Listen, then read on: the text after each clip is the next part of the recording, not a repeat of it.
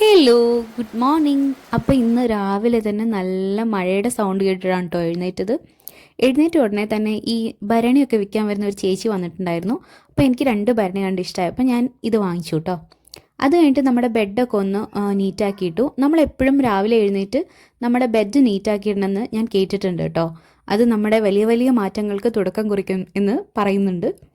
അപ്പോൾ അത് കഴിഞ്ഞിട്ട് ബ്രേക്ക്ഫാസ്റ്റ് കഴിച്ചു. അപ്പോൾ ബ്രേക്ക്ഫാസ്റ്റിന് പത്തിരിയും ഉരുളക്കിഴങ്ങ് കറിയായിരുന്നു കേട്ടോ.